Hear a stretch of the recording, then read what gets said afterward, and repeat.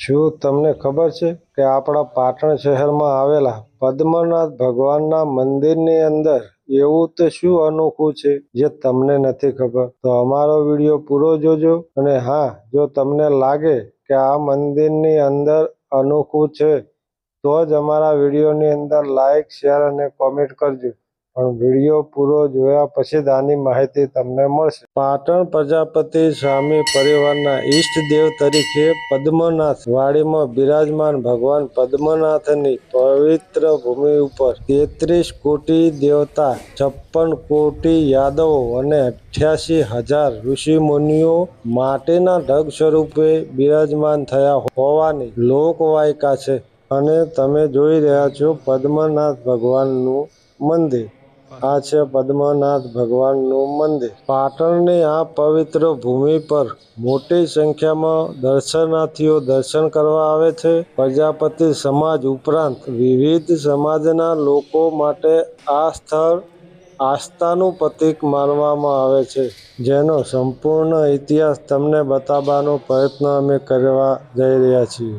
આ પદ્મનાથ ભગવાનનું મંદિર આશરે 620 વર્ષ જૂનો ઇતિહાસ ધરાવે છે. આ પદ્મનાથ ભગવાન વિષ્ણુજીનો 24મો અવતાર હોવાનું માનવામાં આવે છે. અને આ પદ્મનાથ ભગવાને પાટણમાં શહેરીજનોને પીવાના પાણીની જરૂરિયાત પૂરી કરવા એક જ રાતની અંદર સરોવરનું નિર્માણ કર્યું હતું. તે સરોવરનું નિર્માણ મુઘલ સામ્રાજ્ય દરમિયાન શહેરીજનોને પીવાના પાણીની જરૂરિયાત પૂરી કરવા સરોવરનું નિર્માણ કરેલું છે. અને આ ચમત્કાર બાદ બાદશાહે પોતાના શરીર ઉપર પડેલા પાઠા મટાડવા પદ્મનાથ ભગવાનને વિનંતી કરતા ભગવાને ચાકડા પરની માટીનો લેપ લગાડી 3.5 દિવસ સુધી સૂઈ રહેવાની સલાહ આપી હતી અને રોગમાંથી બાદશાહને મુક્તિ પણ અપાવી હતી. આથી બાદશાહે ખુશ થઈ ભગવાનને માગવાનું કહેતા ભગવાને વાડીની રચના કરવા માટે ખેડ્યા વગરની અને કુંવારી જગ્યાની માગણી કરી હતી. અને બાદશાહે અનેક શોધખોળ બાદ સરસ્વતી નદીના પટમાં એક વિશાળ જગ્યા આપી હતી. ત્યારબાદ ભગવાન પદ્મનાથે આ વાડીની રચના કરી હતી. અને પદ્મનાથ ભગવાને પોતે પ્રજાપતિ સમાજમાં જન્મ લીધો હતો, જેથી પ્રજાપતિ સમાજમાં પદ્મનાથ ભગવાનનું વિશેષ મહત્વ છે. આ મંદિરમાં લગ્નના છેડા પણ છૂટે છે.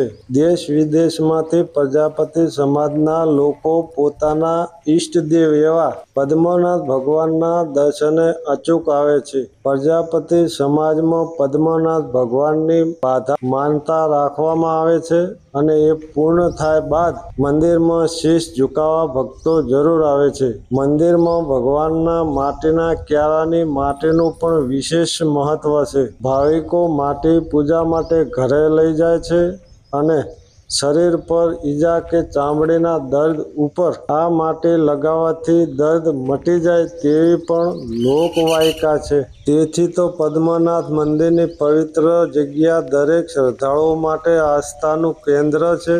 પદ્મનાથ ભગવાન મંદિર પરિસરમાં કારતક મહિનામાં સપ્તરાત્રિ મેળો યોજાય છે. તેથી તો લોકો આ મેળાને રેવડિયો મેળો પણ કહે છે. ધર્મ અને સંસ્કૃતિ માટે આપણો દેશ ઓળખાય છે. દેશમાં અનેક ધર્મ, મંદિર અને સંસ્કૃતિ આજે પણ હયાત છે. આપણા દેશમાં અનેક મંદિરોની વિવિધ ધાર્મિક ઓળખ રહેલી છે. પાટણના પદ્મનાથ ભગવાનના મંદિરનો ઇતિહાસ પણ કંઈક અલગ જ અને પૌરાણિક છે.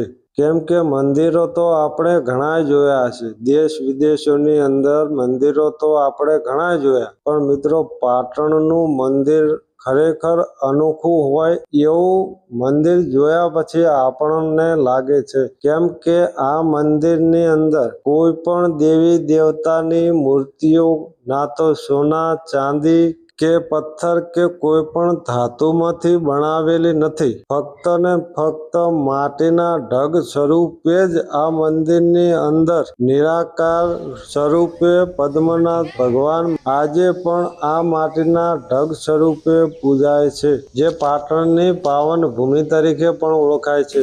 દેશના મોટા ભાગના મંદિરોમાં ભગવાનની 1, 2 કે 4 મૂર્તિઓ હોય છે, પણ આ પાટણ પદ્મનાથ ભગવાનના મંદિરની અંદર 33 કોટી દેવી દેવતા, 56 કોટી યાદવો અને 88,000 ઋષિ મુનિઓ આજે પણ ઢગ સ્વરૂપે બિરાજમાન થયા હોવાની લોકવાયકાઓ છે.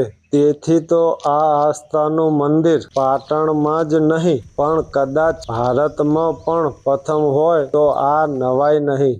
અને આ મંદિર પાટણના બસ સ્ટેશનથી 5 કિલોમીટર અંતર ઉપર આવેલા રામનગરની નજીક આવેલું છે. તો તમે જ્યારે પણ પાટણ આવો તો આ પદ્મનાથ ભગવાન મંદિરની મુલાકાત લેવાનું તો ના જ ભૂલતા. અને હા, અમારો વિડીયો તમને કેવો લાગ્યો એ પણ કોમેન્ટ બોક્સની અંદર જણાવજો. અને મિત્રો, અમે તમને અગાઉ પણ જણાવ્યું હતું કે આ મંદિરમાં એવું તો શું છે અનોખું. તો તમે અમારો આ વિડીયો જોયા પછી જો તમને લાગ્યું હોય કે ના ખરેખર આ મંદિરમાં અનોખું છે, તો જ અમારા વિડીયોને લાઈક, શેર અને કોમેન્ટ કરજો. જો ખરેખર તમને લાગે કે ના ખરેખર આ મંદિરમાં અનોખું છે જ, તો જ અમારા વિડીયોને લાઈક, શેર અને કોમેન્ટ કરજો. અને ખરેખર મિત્રો, આ મંદિરે એક વખત જરૂર આવજો. અને તમે આ મંદિરે આવ્યા છો કે નહીં એ પણ જરૂર જણાવજો. અને અમારો વિડીયો તમને કેવો લાગ્યો તે પણ કોમેન્ટ બોક્સની અંદર જરૂર જણાવજો. અને